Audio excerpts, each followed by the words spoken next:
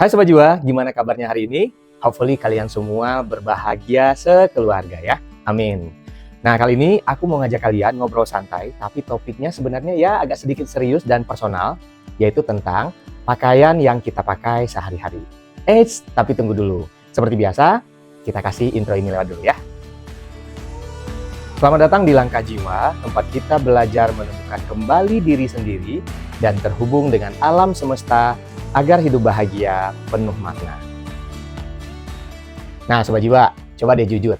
Saat ini kalian lagi pakai baju apa ya? Nah, baju yang emang bikin kalian senang pakainya, atau baju yang ya udahlah, ini aja yang paling deket yang bisa dipakai. Hayo, kalian ada di kondisi yang mana saat ini? Sering banget kan kita ngerasa lemari kita sudah penuh, tapi kok nggak ada baju yang bisa pas dipakai untuk hari ini ya? Terus kebingungan, hari ini mau pakai baju apa ya? Sering nggak kalian ngerasain hal yang kayak gitu? Kenyataannya kita memang hidup di dunia yang sengaja dibentuk untuk menjebak kita jadi konsumtif. Coba perhatiin sekeliling kita, terutama di layar HP, di media sosial, di TV, bahkan di baliho yang cukup gede, dunia terus-menerus mengirimkan pesan tunggal. Seperti apa? Ya benar, kamu belum cukup. Berbagai iklan di sosial media itu seliweran, mereka tahu persis apa yang kamu scroll kemarin, bahkan hari ini. Kadang suka takut sendiri. Baru aja ngucap butuh sesuatu, tiba-tiba muncul iklannya di IG. Seolah mereka dengar apa yang sedang kita omongin. Ada yang ngerasa gitu nggak? Ada yang relate dengan kondisi seperti itu?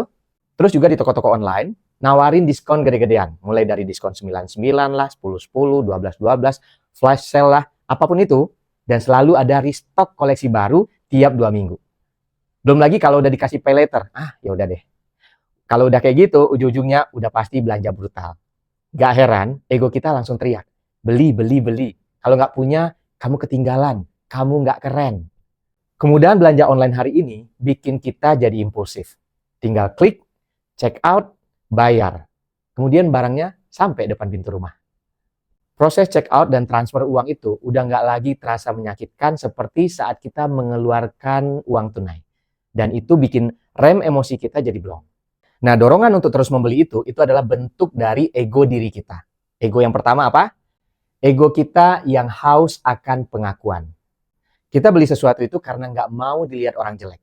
Takut dianggap nggak update. Kita ingin pakaian itu menjadi validasi dari orang lain. Seolah-olah brand baju itu menaikkan harga diri kita. Yang kedua, ego kita yang terus mencari pelarian. Lagi stres, ngerasa kesepian, atau ngerasa kurang, kita mulai cari kebahagiaan instan dari belanja. Kita mengisi kekosongan batin dengan barang fisik. Kita berharap baju baru itu bisa memperbaiki suasana hati atau bahkan hidup kita. Itu sebenarnya cuma euforia sesaat yang menutupi kekosongan di dalam diri. Kita dibombardir ilusi bahwa kebahagiaan itu ada di barang-barang yang kita beli.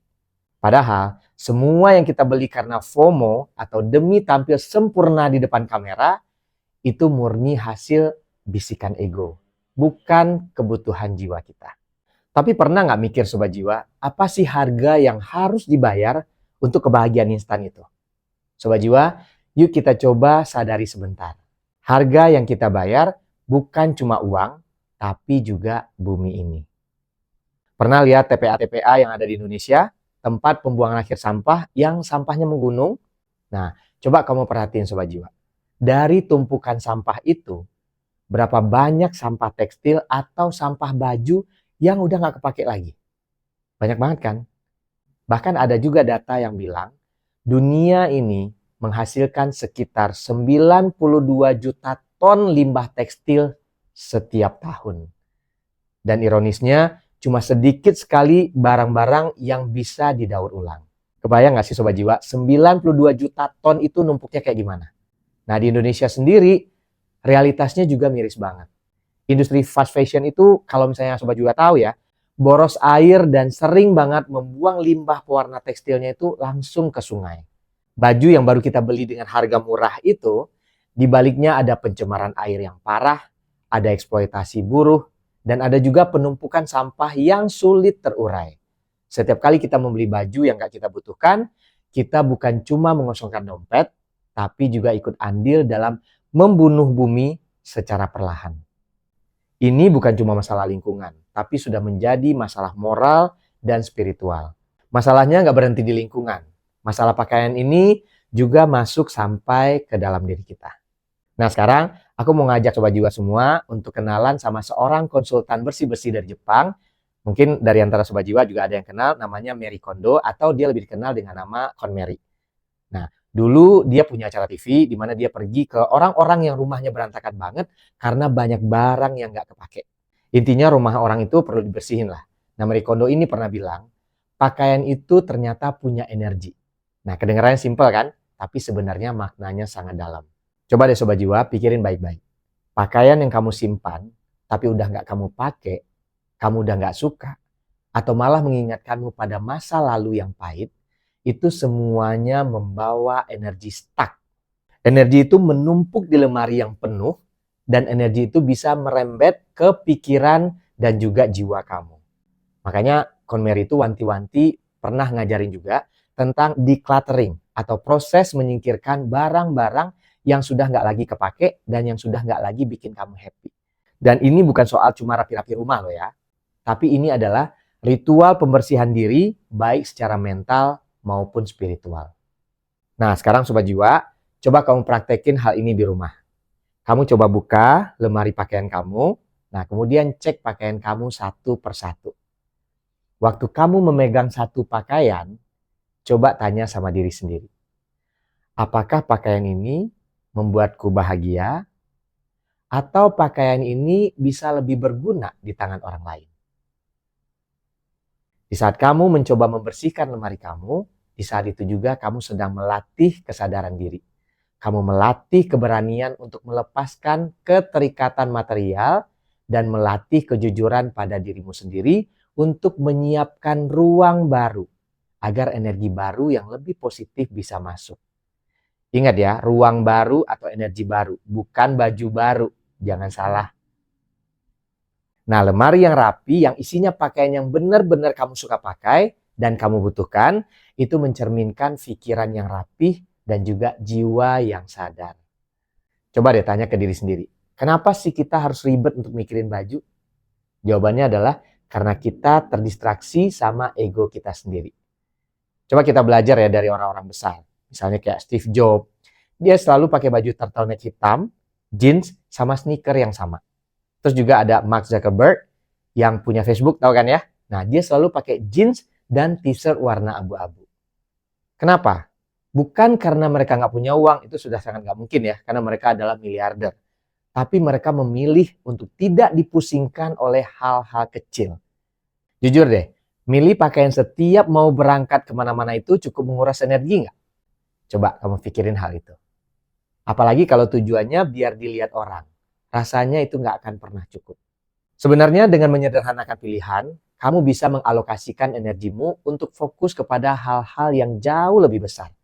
Intinya pakaian yang kita kenakan itu seharusnya hanya bungkus yang layak, rapi, dan bersih.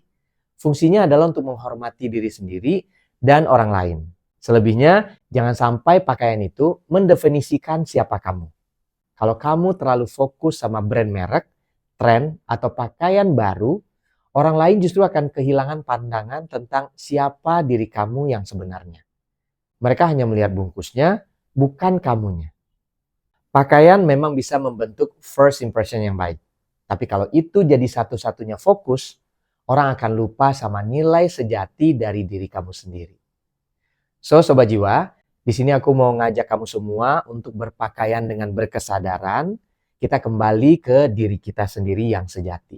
Caranya gimana? Stop untuk mendengarkan ego kamu yang haus.